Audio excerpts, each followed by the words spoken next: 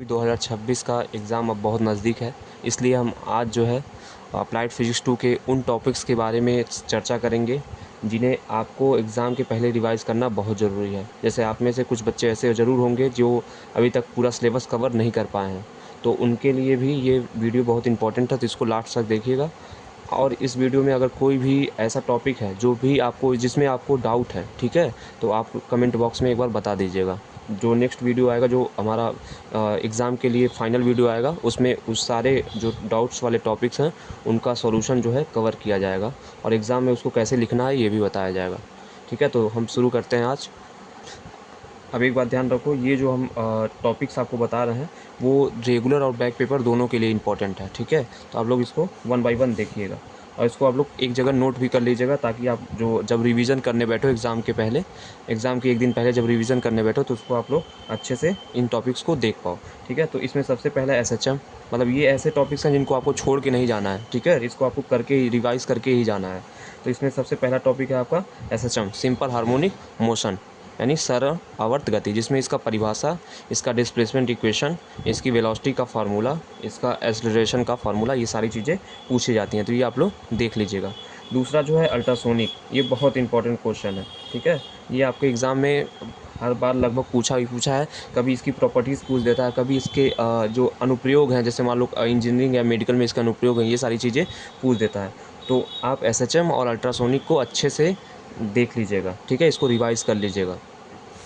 दूसरा जो है हमारा ड्यूअल नेचर ऑफ लाइट है। ठीक है, ड्यूअल नेचर ऑफ लाइट, प्रकाश की द्वैत प्रकृति, जिसमें आपको ये बताना रहेगा कि प्रकाश जो हमारा ड्यूअल नेचर ऑफ लाइट क्या है, प्रकाश की द्वैत प्रकृति क्या है, मतलब कि आपको और उसके कुछ अनुप्रयोग बताने होंगे, मतलब कुछ एग्जाम्पल बताने होंगे जिसमें ये प्रूफ करेगा कि वो पार्टिकल नेचर है।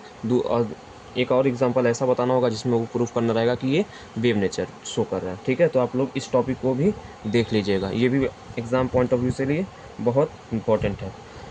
नेक्स्ट हमारा है टोटल इंटरनल रिफ्लेक्शन और इसके एप्लीकेशन। ठीक है, जो क्रिटिकल एंगल इसी में आता है, इसके पहले क्रिटिकल एंगल रहता है, तो टोटल इंटरनल रिफ्लेक्शन आप लोग ज़रूर देख लीजिएगा। पूर्ण आंतरिक परावर्तन क्या होता है, मतलब इसमें लाइट जो है किस मीडियम से किस मीडियम में जाती है, मतलब सघन से विरल में जाती है, ये आप हमेशा ध्यान, इसकी शर्तें जो हैं, मतलब इसकी जो दोनों शर्तें हैं वो भी आप लोग ध्यान रखिएगा। ठीक है, और इसका डायग्राम, जब भी ये टोटल इंटरनल रिफ्लेक्शन पूछे तो इसका रे डायग्राम आप ज़रूर बनाइएगा। ठीक है, चलो अब नेक्स्ट आते हैं ये ऐसे, और इसके बाद वाले जो टॉपिक्स हैं उनमें जो है हमारा स्टेटमेंट आपका बहुत महत्वपूर्ण है। स्टेटमेंट है और फार्मूलाज, ये आपको ध्यान रखने हैं। जैसे पहला हो गया आपका कूलम्स लॉ।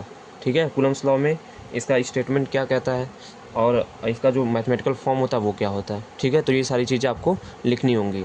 ठीक, दूसरा है हमारा ओम्स लॉ।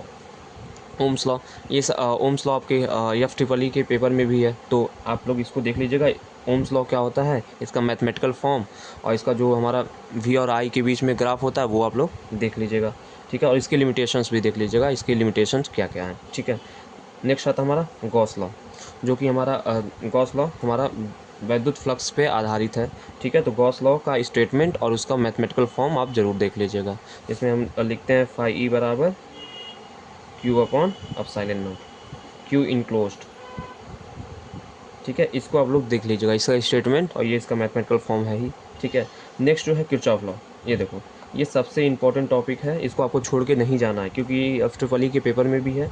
तो इसमें आपके दो लॉज हैं, KVL और KCL। ठीक है, किरचॉफ करंट लॉ, किरचॉफ का धारा का नियम, और किरचॉफ वोल्टेज लॉ, मतलब किरचॉफ के वोल्टेज का नियम। ठीक है, या फिर बंद पास का नियम भी इसको बोलते हैं। तो इन दोनों का स्टेटमेंट आप लोग देख लीजिएगा। ठीक है, अगर आप इसका जो मैथमेटिकल फॉर्म है वो भी आप लोग ज़रूर देख लीजिएगा। ठीक, नेक्स्ट आता है हमारा व्हीट स्टोन ब्रिज। मतलब व्हीट स्टोन ब्रिज क्या है, मतलब ये कैसे बनता है, और इसका जो बैलेंस की कंडीशन होती है ये आप लोग ज़रूर देख लीजिएगा। ठीक है, नेक्स्ट आते हैं फैराडे लॉ। ये मान के चलो ये आपके पेपर में 100% आएगा ही आएगा, क्योंकि हर किसी ना किसी फॉर्म में इसके दो लॉज हैं। ठीक है, प्रथम लॉ है, प्रथम जो नियम है, और सेकंड नियम है। ठीक है, तो ये दोनों आप लोग देख लीजिएगा, जो मैग्नेटिक इंडक्शन पे आधारित है। उसके बाद हम आते हैं लेंज लॉ पे। लेंज लॉ को भी आप लोग देख लीजिएगा। ठीक है, मतलब अभी यहाँ से कूलम्स लॉ से लेकर जो हमारा लेंज लॉ तक है, ठीक है, उतने जो लॉज हैं उनका स्टेटमेंट और अगर मैथमेटिकल फॉर्म है तो वो आपको ज़रूर याद रखना है। ठीक है, इनको आप स्किप नहीं कर सकते एग्जाम पॉइंट ऑफ व्यू से। ठीक है, ये हर बार पूछे गए क्वेश्चंस हैं। ठीक है, नेक्स्ट आते हैं हमारा रूबी लेजर और हीलियम नियॉन लेजर। इसका कंस्ट्रक्शन और वर्किंग, ठीक है, मतलब ये कैसे बनता है, ठीक है, इसमें एक्टिव मीडियम क्या होते हैं, रेजोनेंट कैविटी हम कैसे अचीव करते हैं, इसी तरह हीलियम नियॉन लेज़र का भी, और लेज़र के अनुप्रयोग आप लोग देख लीजिएगा, ठीक है। और लेज़र का फुल फॉर्म आपको पिछली वीडियोस में बताया ही है कि लेज़र का फुल फॉर्म आप लोग देख लीजिएगा। नेक्स्ट जो है हमारा ऑप्टिकल फाइबर। अब देखो जो हमने टोटल इंटरनल रिफ्लेक्शन पढ़ा था ना, उसके जब अनुप्रयोग आप देखोगे तो ऑप्टिकल फाइबर उसके उस जो टोटल इंटरनल रिफ्लेक्शन का प्रिंसिपल है वो ऑप्टिकल फाइबर में यूज होता है। तो इसमें लाइट कैसे प्रोपोगेट करती है, और ऑप्टिकल फाइबर का एक्सेप्टेंस एंकर मतलब स्वीकृत कोड क्या होता है, स्वीकृत कोड, और जो हमारा न्यूमेरिकल अपर्चर संख्यात्मक द्वारक क्या होता है, इस पे बेस्ड न्यूमेरिकल जो इसकी चर्चा हमने पिछले वीडियोस में कर ली है, तो वो आप लोग ज़रूर देख लीजिएगा, ठीक है। अब देखो न्यूमेरिकल जो हमारे आंकिक प्रश्न है उसकी इस पे आ सकते हैं। Numerical based on combination of capacitor, जो हमारा संधारित्र है उसका जो हमारा समांतर और श्रेणी क्रम संयोजन होता है उस पर आधारित छोटे छोटे न्यूमेरिकल्स हैं, आंकिक प्रश्न है, तो उसको आप लोग देख लीजिएगा। तो आज की वीडियो में हमने लास्ट मिनट रिवीजन के जो टॉपिक्स हो सकते थे उनको कवर किया है, ठीक है। इन टॉपिक्स को आप लोग पढ़ लीजिएगा, एग्ज़ाम पॉइंट ऑफ व्यू के हिसाब से ये बहुत इंपॉर्टेंट है। और अगर आपको इनमें से किसी टॉपिक में कोई भी दिक्कत है तो एक बार मुझे कमेंट बॉक्स में इसको बता दीजिएगा। तो नेक्स्ट वीडियो आएगा, चूँकि अब एग्ज़ाम बहुत करीब है तो बहुत ज़्यादा टाइम वेस्ट करना भी सही नहीं है।